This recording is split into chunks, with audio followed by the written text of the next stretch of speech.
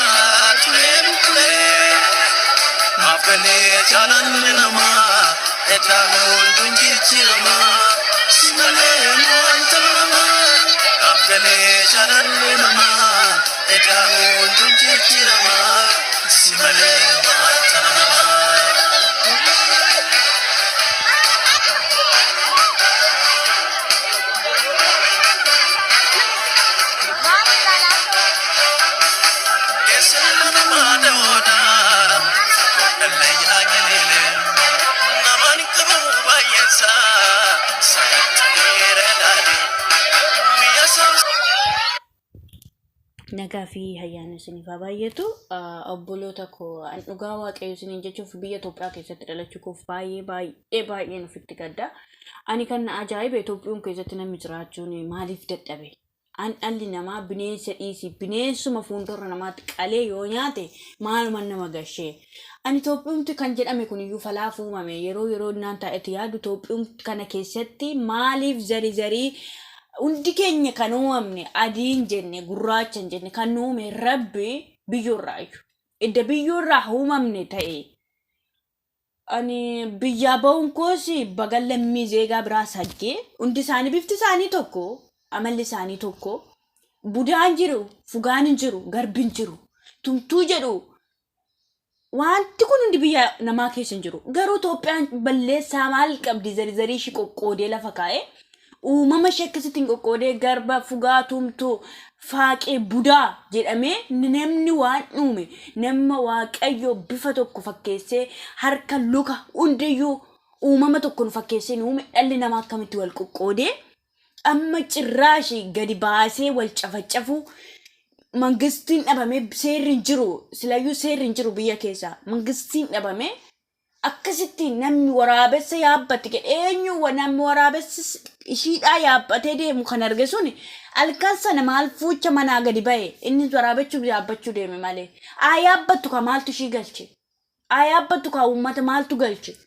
isaaniin tuqiin horii isaanii jalaan nyaatiin ilmoo isaanii nyaatiin namni nama nyaatu jedhees falmuu hin danda'u garuu nyaattu garuu ilmoo ishiin tuqiin bichaa. Maali ijoolli namni maa waliif naasuu dhabee dhugaa Waaqayyooti baay'ee harmeen kun baay'ee garaan ala nyaatte. Batalaa ishiin duutee baddeetti. Ishiin duutee baddeetti garuu maatii ishii ilmaan ishii meebii ilmaan qabaachuu dandeessi zarii qabaachuu dandeessi. Maaliif gorsanii hin deebisne? Maaliif karaan kun karaa sirrii miti?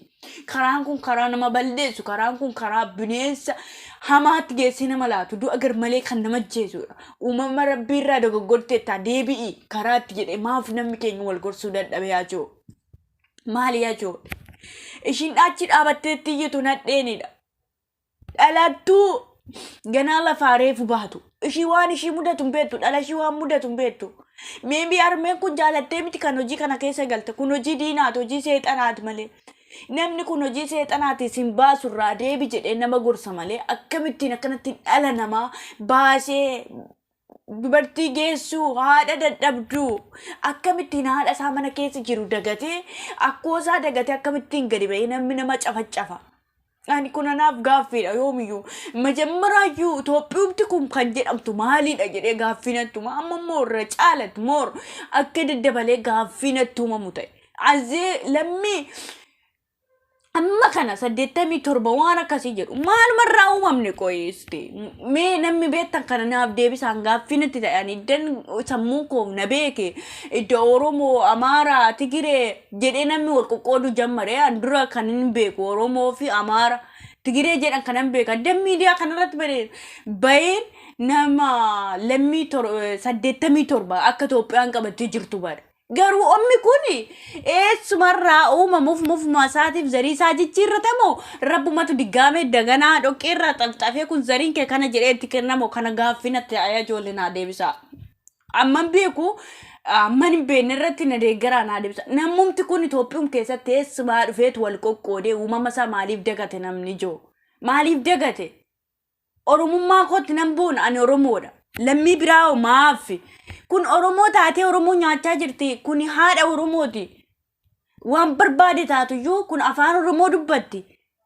Maybe guyyaa tokko warreen akkanatti irratti iyyanii jaartii kana cafacafani. Armee kana warri akkasitti rukutan. Guyyaa tokko too maalummaa ishiin beekanii harkaa nyaatanii dhuganiiru. Namni maaliif harkaa nyaatee dhuga deebi'ee nyaataa jechuu? Maaliif ijoollee kun gaaffii isinitti hin ta'uu?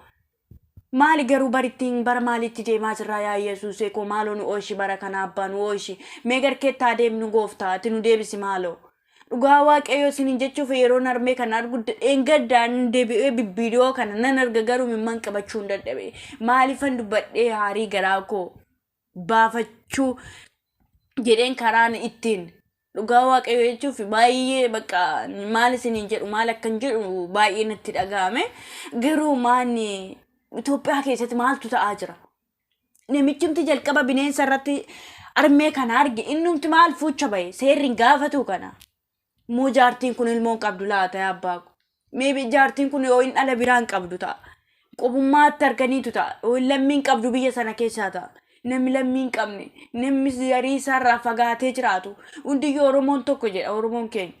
Tokkummaa jedha warri du'us warri jiruus. Garuu namni kaayyoo warra dhumanii yaadate tokkummaa uume iddoo dogoggoretti wal sirreessee waliin jiraatu hin jiru. Dogoggora tokko namarratti arganan karaa lubbuu namaa baasu barbaada. Maaliif akkas ta'e? Maaliif dacheen keenya dhiigaan miicamti? Ajaa'ib. Maalumaafuu waaqayyo hubannaa bichaa nuuf haa kennu. Armee kana immoo lubbuu isaanii amaaru. Rabbi warra akkasittiin itti buufatu kana.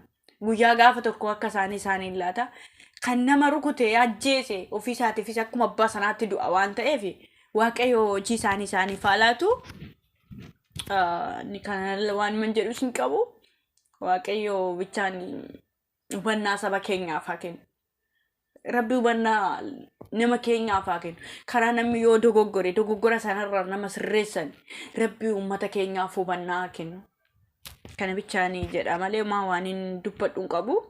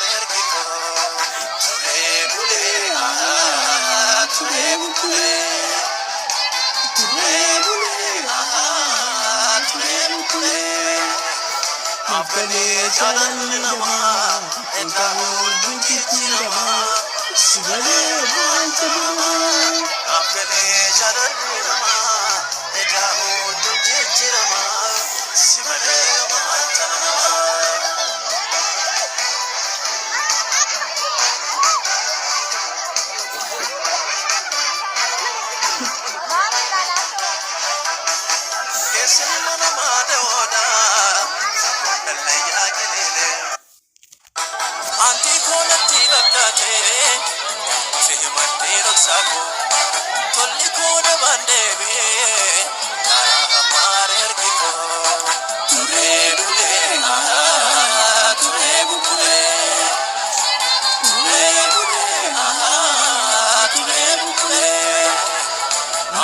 jalan nama etawu dunji jirama simale maitama afkale jalan nama etawu dunji jirama simale